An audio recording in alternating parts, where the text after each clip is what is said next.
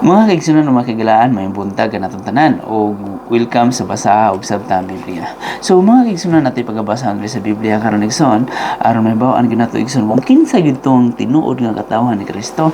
Kay daghan mong kayo igsoon nga nag-ingon igsoon nga sila daw kuno ang katawhan ni Kristo, sila ray maluwas, apoy nag-ingon igsoon nga tinukod sila ni Kristo sulod sa dugay ng panahon. Pero ang pangutana, basihan ba kana sa kaluwasan igsoon? Kay kung basihan ka na igsoon, aadto ta nila.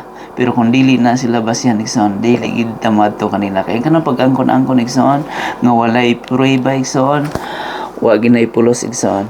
May man to nga moangkon ta nga kita ang katawhan ni Kristo. Unya, mapamatud-an po nato sa banang kasulatan nga nakasunod gid po ta ni Kristo. Kay dili mo sa banang kasulatan igsoon nga atong basahon ang Juan 10 bersikulo 27 igsoon. Tin-aw mo kayo nag-ingon diri igsoon. Sa 27, ang akong mga karnero mamati sa akong tingog. Unsa daw kuno? Ang hida ko ng mga karnero namati dahil sa iyang tingog.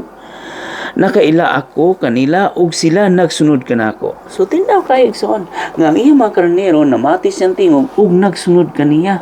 Karon, pagsulti ba ni Ginoong Hesus nga ang kanang mga mahugaw dili makaon, naminaw ba sila?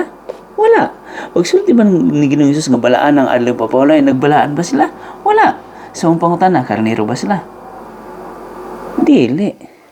Muna igsoon nga nag-ingon sa Ginoong Hesus nga ang iyang mga karnero nagsunod kaniya ug namati kaniya. So kung ikaw igsoon namati ka sa pulong sa Ginoo ug nagsunod ka kaniya, ikaw igsoon usa ka karnero sa Dios. So muna igsoon natong basahon natong Biblia atong sabton igsoon kay bisan yang moabot ang panahon igsoon nga magmahay ka. Nga naman tungod kay wala mo basahan ang Biblia dito nung kanaminaw sa inyong leader nga wala nagsulti sa kamatuoran. So daghang salamat mga kaigsunan, ang Dios magapanalangin kanatong tanan.